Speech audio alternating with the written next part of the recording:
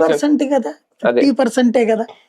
జగన్ చూసి ఓట్లు వేసిన చాలా చోట్ల అక్కడ లోకల్ ఎమ్మెల్యే అభ్యర్థి తెలియలేదు, మేము జగన్ కు అని అనుకుని ఆ ఫ్యాన్ సింబల్ చూసి వేసిన వాళ్ళు లేరా? అది నమ్ముకుని 2024 మునిగిపోలా, ఆయన బొమ్మే చూపెట్టుకున్నాడు. అంటే మిగతా గ్రౌండ్ లెవెల్లో ఉన్న బొమ్మని పట్టించుకోవాలి. అంటే 26లో సైకిల్ చూసారు, అప్పుడు ఫ్యాన్ చూసారు, ఇప్పుడు సైకిల్ బొమ్మ.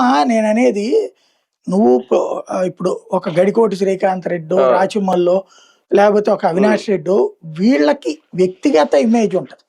వీళ్ళు ఒక 10% వ్యక్తిగత ఇమేజ్ కూడా ఉండదు. ధర్మాన, బొత్స ఇట్లాంటి 10 to 20%. జగన్ యాడెడ్, జగన్ పేరుతోనే వీళ్ళు వెళ్తారు, బట్ వీళ్ళది కూడా ఎసెట్. అంతేగాని ఒకసారి అది కూడా పనిచేయదు. అది ఇప్పుడు మన కేతిరెడ్డి లేదంటే ఆ రాజమండ్రి ఎంపీ భరత్ ఇలాంటి వాళ్ళు గెలుస్తారు అనుకున్నారు ఊపులో, కానీ వాళ్ళే ఓడిపోయారు. ఊపప్పుడు ఊపప్పుడు ఇప్పుడు ఆ లెక్కనైతే దేవినేని ఉమా లాంటి వాళ్ళని ఎవడనుకుంటాడు అనేసి. లేకపోతే ఇప్పుడు ఇదివరకు సోమిరెడ్డి ఎన్నో సార్లు ఓడిపోయాడు, ఇప్పుడు గెలిచేసాడు, భారీ మెజార్టీ గెలిచేసాడు. కాబట్టి ఇక్కడ ఒక్కోసారి ఒక ఊపు వేరు, విడప్పుడు ఈ క్యాండిడేట్ కూడా ముఖ్యం. అంటే ఆ ఊపు కూడా ప్రాంతాల వారికి ఏమన్నా ఉంటదేమో. అంటే స్థానిక ఎన్నికల్లో ఊపులతో సంబంధం ఉండదు. స్థానిక ఎన్నికలు 1 sided గానే జరుగుతున్నాయి మనకి. స్టేట్ డివిజన్ తర్వాత తెలుగుదేశం అధికారంలో ఉన్నప్పుడు రాష్ట్రం అంతా జరపలా.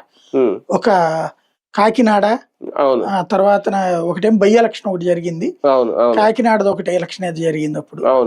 అప్పుడు జరిగిన లోకల్ ఎలక్షన్స్ లో తెలుగుదేశం బీజేపీ కూటమే గెలిచింది. అప్పుడు జనసేన పోటీ లేదనుకోండి అప్పుడు.